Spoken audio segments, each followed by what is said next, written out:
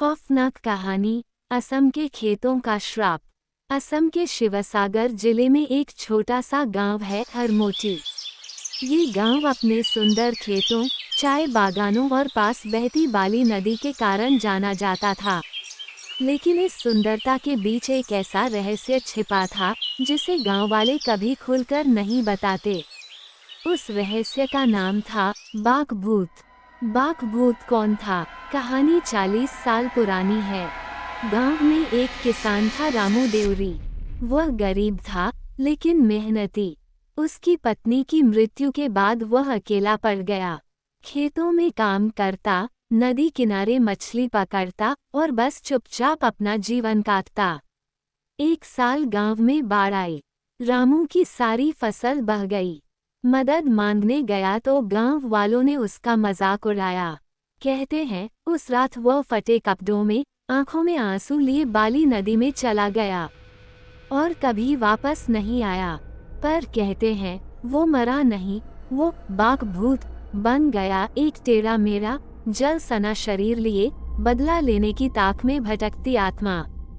खेतों का डर। बाढ़ के बाद खेतों में अजीब घटनाएं होने लगी। रात में बैलों के चीखने की आवाजें आती, किसानों की फसलें जल जाती और कई लोगों ने दावा किया कि उन्होंने एक टेढ़े कंधों वाला अधजला आदमी खेतों के बीच घूमते देखा। बच्चों को सख्त हिदायत थी, शाम ढलते ही नदी के पास मत जाना। पर बच्चे क्या माने।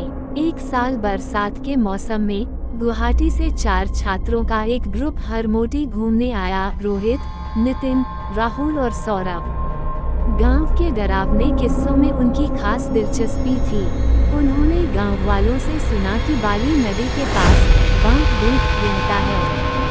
रोहित बोला, चलो आज रात चलते हैं उधर, हो सकता है भूत दिख जाए। बाकी सब पहले डरे फिर माने। वे हाथ में डोंडी, कुल्हाड़ी, एक लैंप लेके बाली नदी के पास निकले। सुबह होने ही वाली थी, करीब 4 बजे का समय था।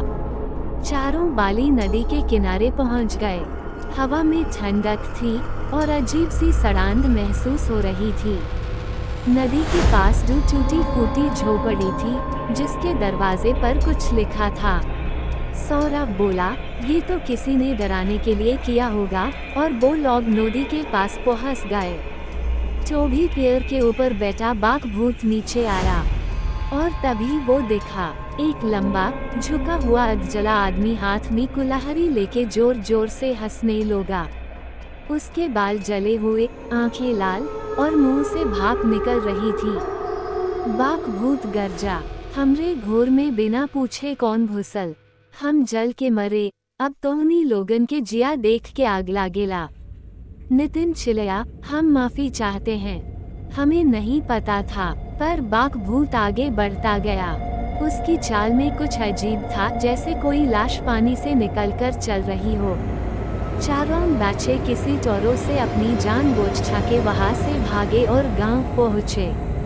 भाई आज तो भगवान की कृपा से किसी टोरों से हम लोग बच गए। हाँ भाई आज तो हम सब लोग बाघ भूत का खाना बन से किसी टोरों से बच गए। भाई आज के बाद को भी नदी के किनारे नहीं जाऊंगा। चारों बच्चे बहुत डर गए। अब भी गांव के लोग शाम ढलते ही बाली नदी की ओर नहीं जाते, क्योंकि कभी कभी हवा में राख उड़ती है, खेतों में परछाइयां दिखती हैं और लगता है कोई कह रहा है, हमारे खेत में बिना पूछे मत आना।